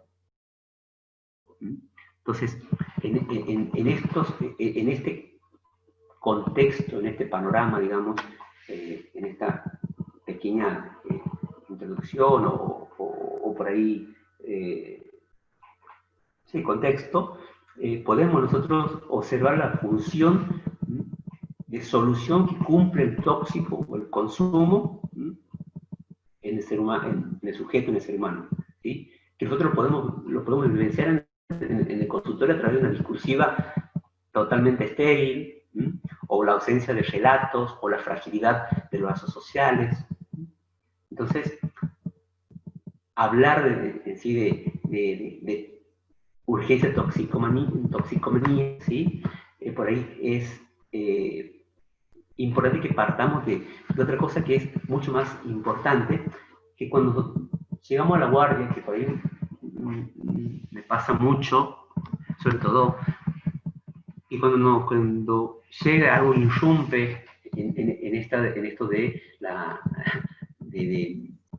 que el otro viene a buscar algún tipo de solución en el profesional que supuestamente sabe, con esto de saber en el otro, nos encontramos principalmente, importante, que nos encontramos con situaciones, ¿sí? Nos encontramos con situaciones, no nos encontramos con diagnósticos, y tampoco es importante en ese momento, ¿sí?, tener en cuenta.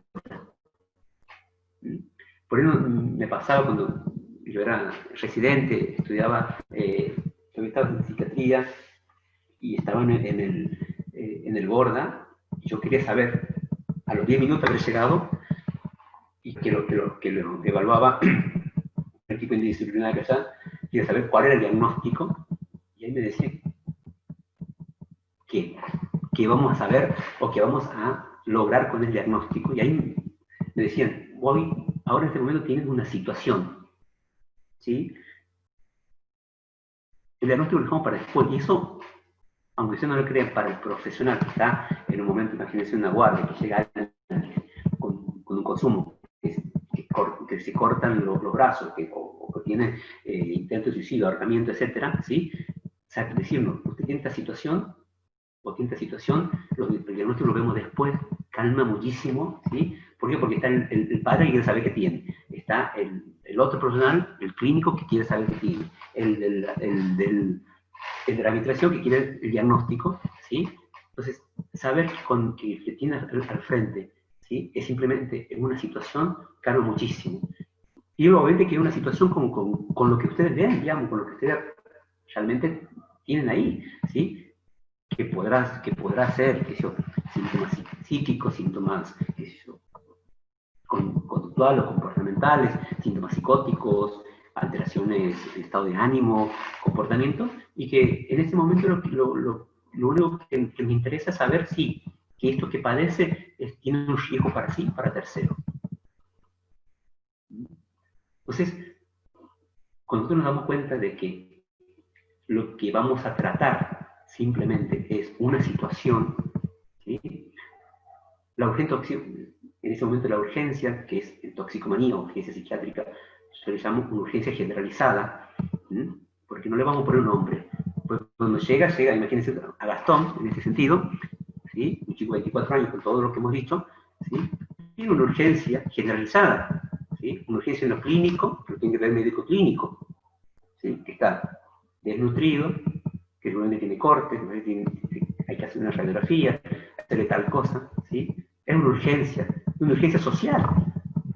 Un chico que no tiene trabajo, un chico que está en la calle, que no tiene familia, que no tiene contención, ¿sí? Una urgencia psiquiátrica, veremos si es toxicómana o si es una urgencia de psiquiatría general, lo que fuese, y una urgencia psicológica, ¿sí? Entonces, hay características muy importantes que hay que tener en cuenta, ¿sí?, en las toxicomanías, primeramente, que es un proceso agudo. Un proceso agudo, que es el momento, que es ya, que es acotado, ¿sí?, que tiene un principio y que tiene un fin, en el cual tiene riesgos, algo que no es planificado. Estaba tomando mate en la guardia y ha entrado alguien ha roto la puerta y quiere solución. ¿Sí? Doctor, me quiero morir, ¿sí? No sé qué hacer en mi vida, si no se soluciona, tal. ¿Sí? Es imprevisto, es inesperado. ¿Sí? Como digo, ¿sí? Rompe con la hemostasia de su vida cotidiana y obviamente de la nuestra. ¿Sí? Y sobre todo es compleja. Y obviamente que necesita una intervención lo más efectiva y en el menor tiempo posible y con el menor margen de error. ¿Sí? Entonces, hablamos en principio de una urgencia generalizada. No le vamos a poner nombre, ¿sí? No le vamos a poner etiquetas, ni en eso tampoco hay que poner etiquetas. Después veremos, ¿sí? Porque si nosotros nos decimos, bueno, nos vamos a enfocar simplemente en el corte del brazo. No, pero con su sustancia. No, pero vive en la calle. Entonces, esto hace que podamos abrir nuestra cabeza y decir, bueno, el que está al frente de una urgencia. ¿Cuál? Y bueno, vamos a investigar. Entonces, viene lo que sabemos todos, una anamnesis, una entrevista, ¿sí? Nos dividimos, seguramente el psicólogo y el psiquiatra hará lo que es una historia clínica, una evaluación psicológica, psiquiátrica. El trabajo social va a encargarse de llamar a los padres, de ver si tiene familia, es decir, ir atendiendo cada uno de estas situaciones que se van presentando, cada una de estas urgencias, ¿sí? que nos va presentando, ¿sí? Como digo, para poder solucionar de forma lo más exitosa posible. Entonces ahí encontramos, y es necesario un abordaje interdisciplinario. ¿Sí? Aquí no es más ni el psicólogo, ni el psiquiatra, ni el trabajador social, ni el enfermero, ni el administrativo, ni el que de la camisa, ni el que lo va a llevar a hacer la radiografía, etc. No, aquí tenemos una democratización primeramente del saber y segundo de la responsabilidad. Porque por ahí dice, bueno, si el psiquiatra tiene que llamar al psiquiatra para lo interno. O no, que el psiquiatra haga esto, o el psicólogo tal cosa. No. Desde el 2010 en adelante, la Ley de Salud Mental ha puesto en manifiesto que el equipo interdisciplinario tiene la misma responsabilidad y habla obviamente del poder de decisión. ¿Sí? Entonces, es importantísimo también tener en cuenta. ¿Sí? Entonces, cuando hablamos de emergencia o de urgencia, hablamos de esto. Quiero decir que si ustedes se van de aquí, ¿sí? Borrándose el título de urgencias toxicómanas y quedando con urgencias generalizadas, para mí es mi objetivo principal. ¿Sí? Lo hemos puesto toxicómana porque bueno, es un tema bastante contra, digamos, pero no es esto, digamos. La idea no es, ¿sí? Darle un apellido, un nombre, etc. Es ampliar la mirada, ¿sí? Y trabajar en equipo. Entonces viene, bueno, algún tipo de, no sé cuánto me queda, Dami. 15 minutos. Bien.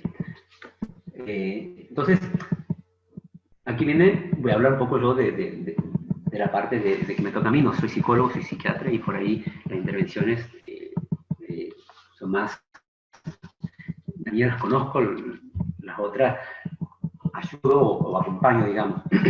Entonces, principalmente habría que distinguir, o distinguimos nosotros sobre todo, en lo que es una urgencia y una emergencia. La urgencia por lo general,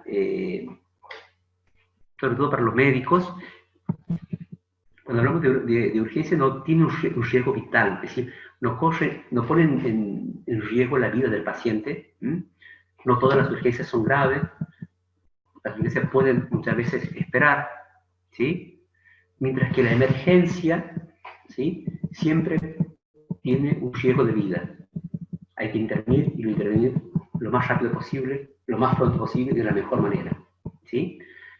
En salud mental, estos conceptos por ahí no se han ido despejando y va a haber situaciones dentro de la urgencia en salud mental, situaciones que son urgentes y situaciones que son emergentes, digamos, ¿sí? Hay situaciones que sí es necesario que intervengamos ya, porque se nos muere, y hay urgencias, ¿sí? Que pueden esperar, que no hace falta verlas ahora, simplemente no tiene que estar todo el equipo, es decir, que en salud mental la urgencia engloba ambos, ¿sí? donde a veces vamos a ver urgencias que tengan que ser resueltas ahora, en este momento, porque si no, perdemos al paciente, y otras veces esto puede esperar un tiempo, ¿sí? ¿Se entiende esto? Entonces, ¿qué hacemos con un paciente entonces que llega, que haríamos nosotros con un paciente que llega como Gastón a nuestra guardia un día domingo o sábado, lo que fuera, con esta situación? Como dijimos, primeramente el equipo lo recibe, hace una evaluación psiquiátrica, psicológica, social, de cuidados, en enfermería se llama lo de cuidados, ¿sí? Seguramente hacemos la entrevista todo y cada uno va luego a hacer lo que tiene que hacer, ¿sí? El psicólogo, por lo general,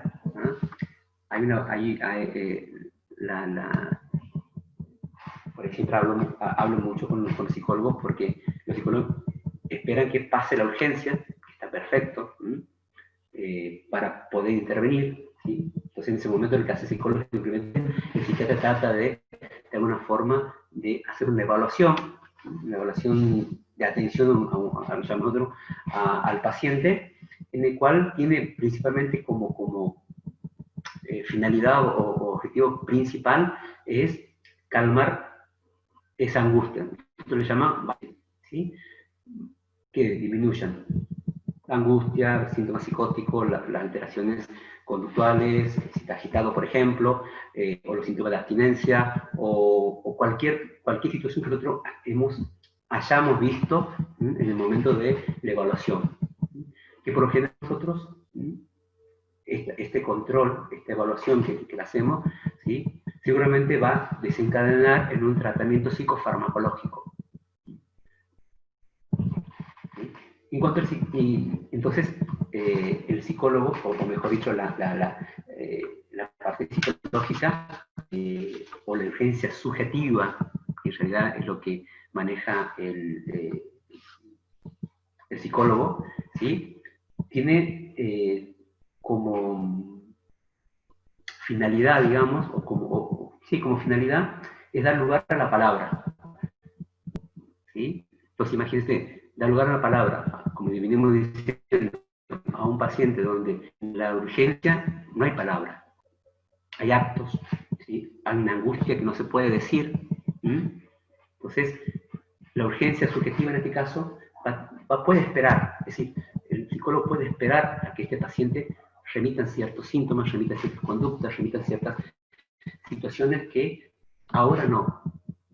Entonces, apostar a la palabra, o apuesta a la palabra, a una construcción de un relato, de alguna manera posibilita también a cumplirla, o bien de algún modo, a captar la función de la sustancia en el sujeto. Es decir, esperar, ¿sí?, a ver si el psicólogo de alguna forma en esta intervención de crisis subjetiva, a través de la palabra puede de alguna forma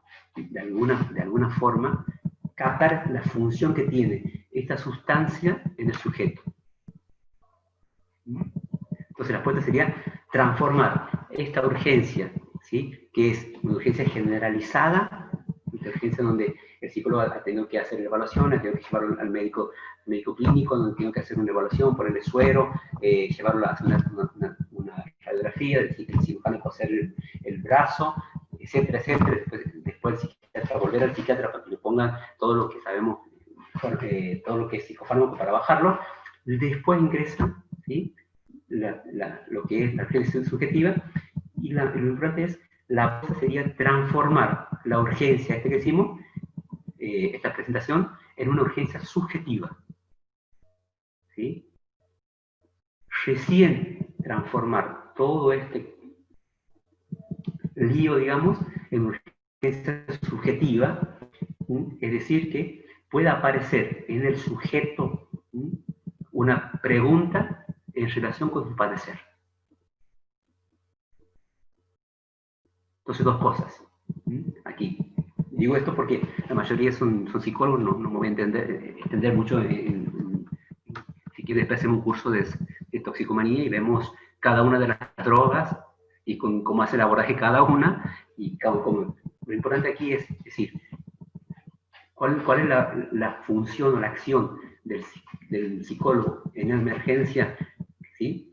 En este caos, como dijimos, donde no hay palabras, donde hay angustia, donde hay un caos en el sujeto, ¿sí? Primeramente, seguramente va a hacer contener, va a evaluar todo lo que va a seguir el proceso tal cual, junto con el psicólogo, el trabajador social. Va a ir seguramente a contener familias si es que lo hay, ¿sí? Pero entraría en una segunda parte, que es lo más importante, que es, ¿sí?, ver la función que tiene la sustancia en el sujeto, y segundo, como dijimos ya, transformar esto, ¿no?, o mejor dicho, todo esto en una pregunta que pueda hacerse el mismo sujeto en relación con su padecer. Nada más que eso. ¿Sí? Obviamente después ustedes sabrán cómo hacer eso y cómo seguir su clínica, ¿sí? Bien. No sé cómo estoy con el tiempo. Ya estamos. ¿Estamos? Bien. Para terminar, en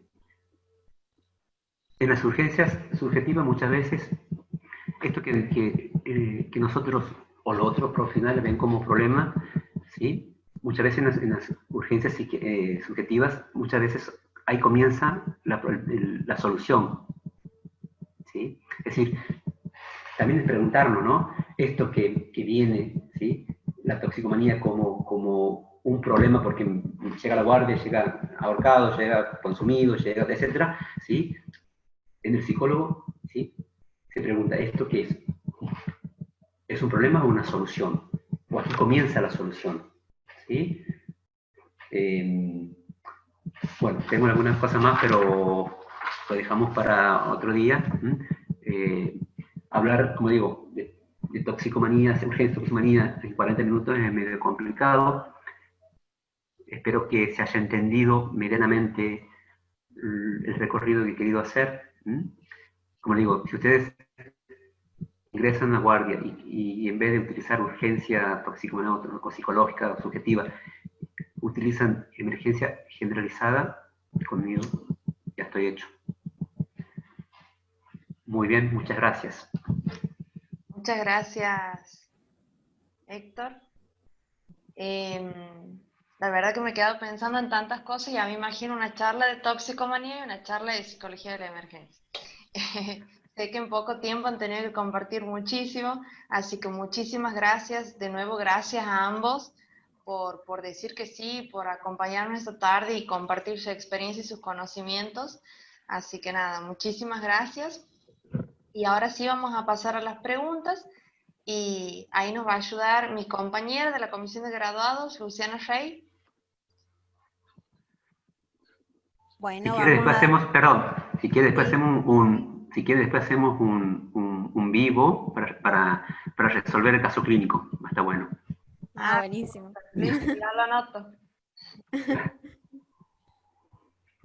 Bueno, gracias Tami. Vamos a dar inicio a las preguntas. No sé si alguien quiere activar el micrófono y hacer algún comentario o pregunta, o escribirlas por el chat.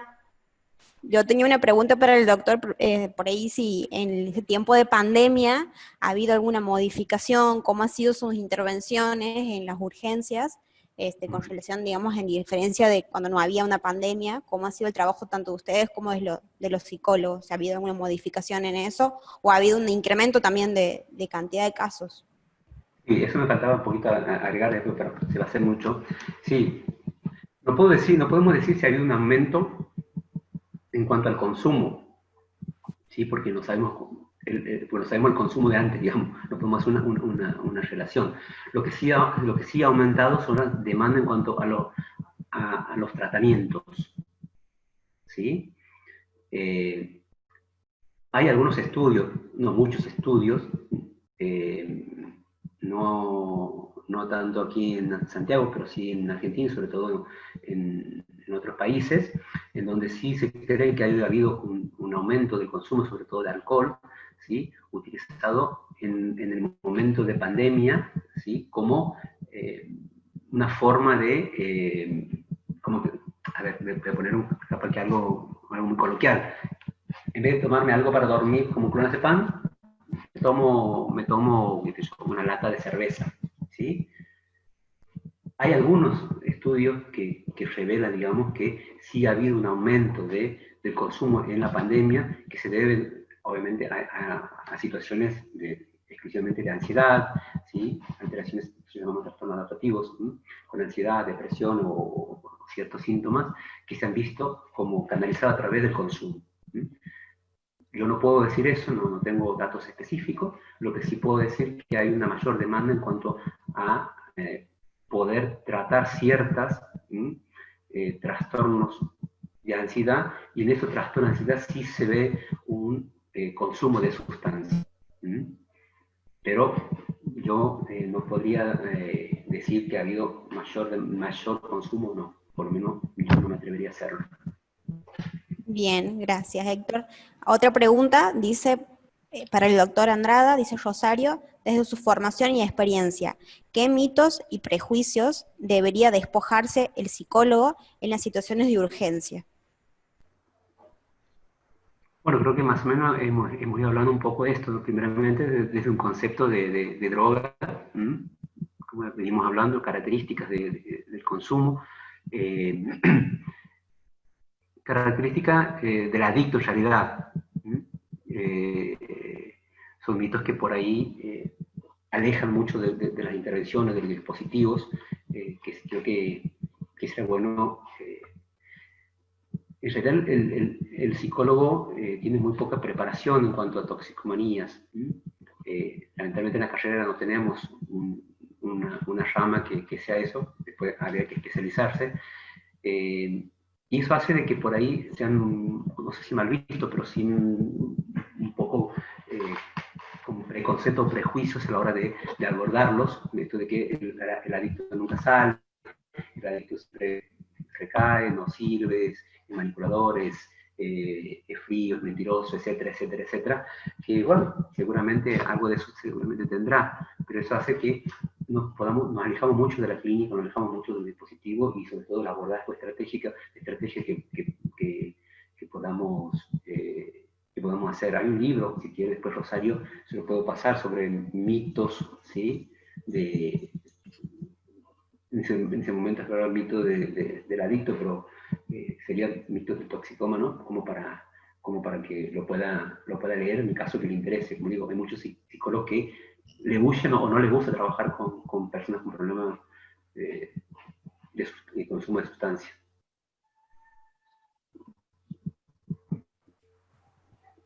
Bien, muchas gracias. Hoy otra pregunta de Nair para la licenciada Brito. ¿Qué se puede hacer cuando una persona está en estado de shock?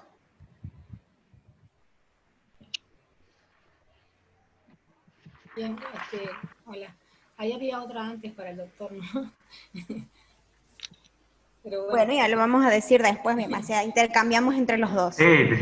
Ahí bueno, como les decía, que va a depender mucho del contexto en el que se haga la intervención.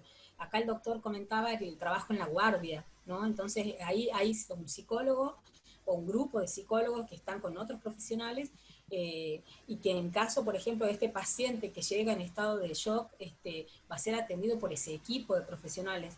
Y como decía él bien, en todas las situaciones de urgencia, lo primero es estabilizar a la persona en lo fisiológico, ¿no? Entonces sí, generalmente tiene que intervenir primero el psiquiatra y después intervenimos nosotros. Pero si la intervención, por ejemplo, no es en el marco de una institución, en el hospital o en la escuela, o sea, que no sea en el hospital, que sea fuera del hospital, primero es observar a la persona y a qué le llamamos nosotros estado de shock, ¿no? Porque puede ser que esté, que no reaccione, ¿no? Estas personas que se quedan como paralizadas, que no pueden responder a estas preguntas básicas que podemos hacer nosotros, que los psicólogos conocemos como el criterio de realidad, ¿no? O sea, que cuente qué sucedió, qué le pasó, o qué siente, qué piensa, etcétera, pero va a depender entonces de cómo es ese estado, por qué nosotros interpretamos que la persona está en estado de shock, ¿no? Pero si, por ejemplo, tenemos conocimiento de que, a ver, le han dado una noticia de la muerte de un familiar, ¿no? Entonces, que puede ser una situación que impacta y queda la persona en estado de shock. A veces, ese shock en el que la persona queda paralizada, lo único que a veces uno puede hacer es estar ahí, presente, estar al lado y acompañar, para ver qué puede, digamos, a ver, porque a veces uno no sabe en qué momento eso se puede disparar para otra reacción, ¿no? Y una persona que pase de un estado de shock a salir corriendo, por ejemplo. No es el caso general, ¿no? Porque si está en estado de shock, generalmente como que sostienen eso durante cierto tiempo. Pero a veces solamente es estar al lado, ofrecerle estas palabras, ¿no? Estoy para lo que necesite, después de a poco ir generando ese diálogo, va a depender si la persona nos conoce, si no nos conoce. Una de las cosas fundamentales por ahí es cuando uno le conoce el nombre, ¿no? Entonces, si no les conoce el nombre, le puede preguntar y ver si la persona lo puede contestar, y si no, le pregunta a los que están con la persona. Cuando uno la nombra, con el nombre a la persona, lo que hace es como hacer aquí y ahora, ¿no? Volverla llamarla como al presente. Y a partir de eso, generar ese contacto va a depender mucho de la situación, ¿no?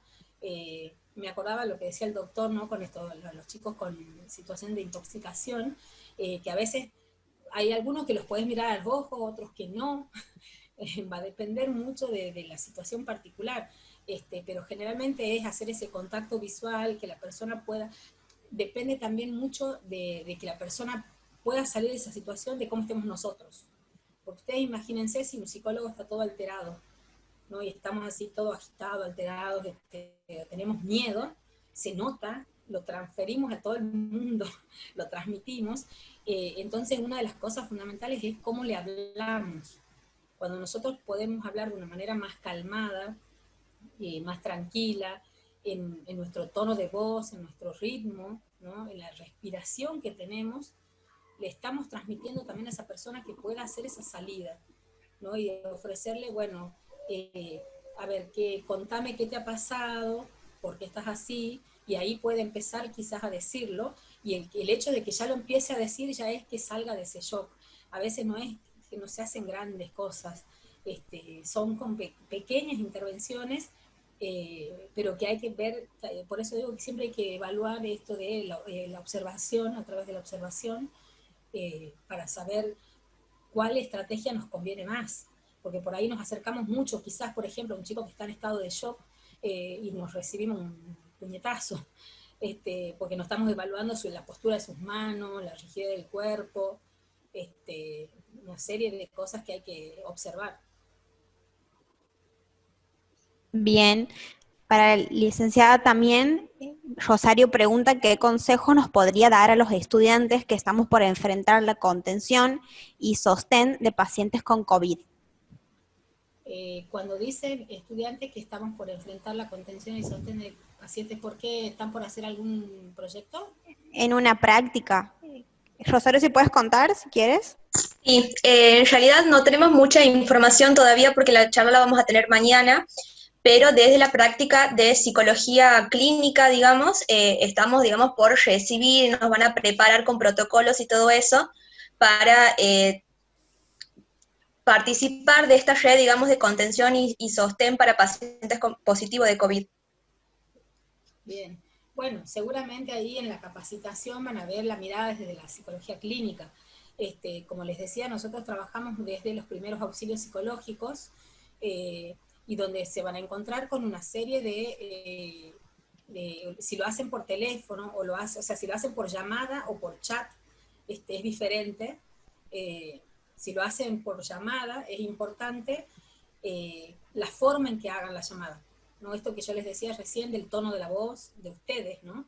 El tono de voz, la respiración, porque se nota todo, o sea, se siente todo cuando uno habla por teléfono con alguien. Si está agitado, si está contento, si está feliz, si está incómodo, todo se siente.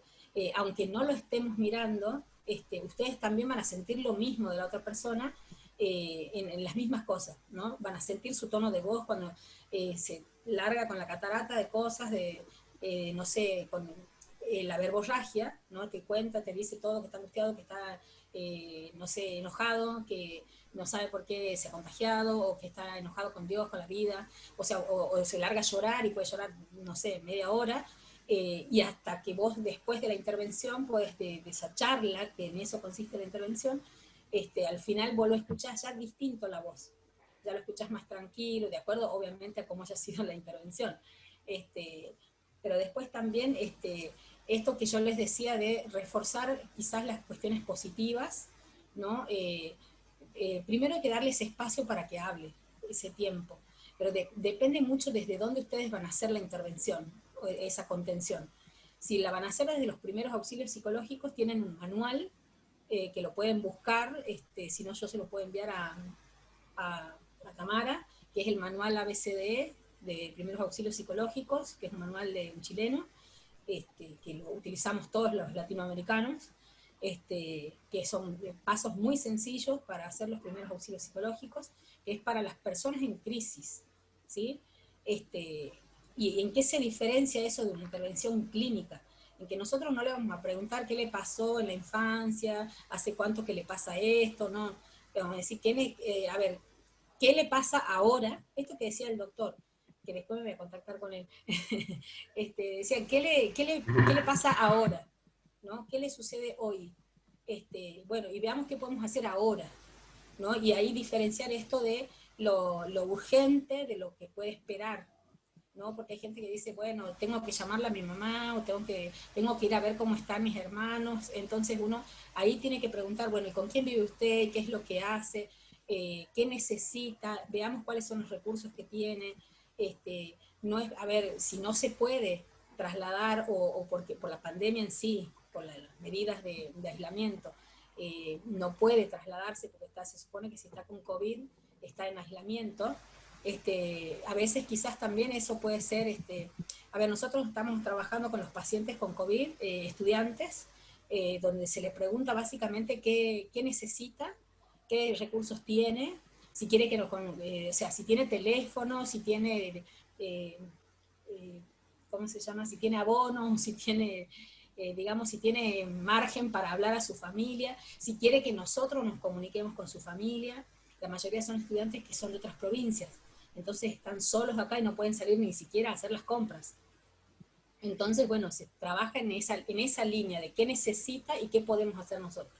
Y si necesita que nos comuniquemos con alguien, entonces, por ejemplo, en este caso se la llamó a la mamá de este estudiante para tranquilizarle, decirle, no es necesario que usted se venga desde Salta a ver a su hijo, porque su hijo está siendo acompañado, está siendo tratado, o sea, tratado, entre comillas, es algo que no existe tratamiento, pero está aislado y está en su casa, está en su departamento, él está contenido, nosotros lo estamos acompañando, y ahí ya las personas se quedan más tranquilas, o sea, los familiares.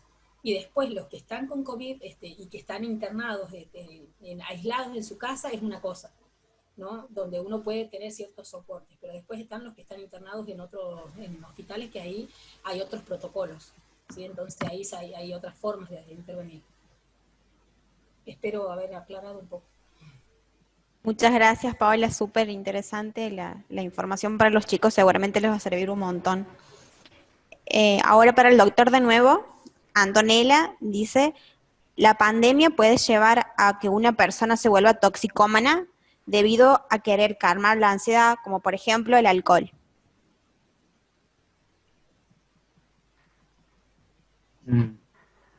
Buena pregunta. Que en realidad tiene que ver más, no sé si en un contexto de pandemia. Yo creo que tiene que ver con una característica de uno, no todo el que quiere puede ser adicto, digamos, puede ser dependiente, ¿sí? Podemos ponerlo, digamos, como digamos, pero no sé si hay algo definido, decir, bueno, que toma alcohol toda la noche puede ser un dependiente del alcohol, tiene que darse muchas otras características personales, sociales, culturales, biológicas, etcétera, para hablar realmente de una persona que puede llegar a ser adicta, ¿sí? Que puede haber un abuso, que puede haber un uso más frecuente, etcétera, sí, seguro, sí, pero de ahí yo creo que es tan personal y singular como cada uno, digamos.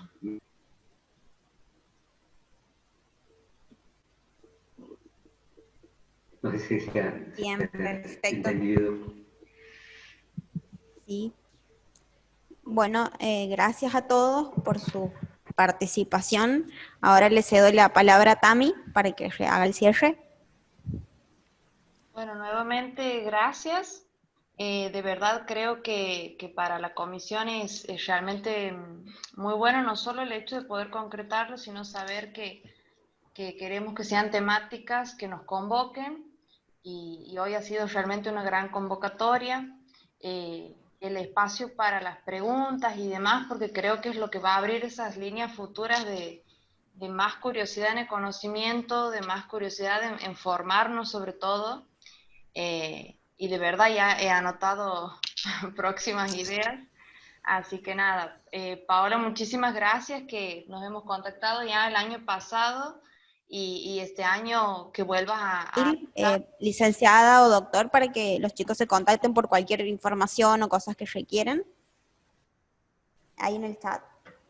Ahora sí también. Ahora sí. ¿Hasta dónde se me ha escuchado? Se ha cortado. Sí, se te ha cortado. Bueno, estas cosas no pasarían de la presencialidad. Nada, agradecerles. Y bueno, Paola, como decía, no sé si se me ha escuchado, que nos hemos contactado con vos el año pasado y has viajado de Tucumán hasta aquí y la verdad que contar con vos nuevamente para nosotros es un placer. Y bueno, y el doctor Héctor Andrada, que es de la casa, que lo escuchamos siempre, pero la verdad es que siempre convoca a más conocimientos. Realmente siento que eso es lo más rico de todo esto, saber que seguimos en formación. Así que nada, muchísimas gracias a ambos y muchísimas gracias a todos los que han estado, nos han acompañado y que sé que son muchos de los que nos acompañan en todas las jornadas que organizamos. Así que nada, muchísimas gracias.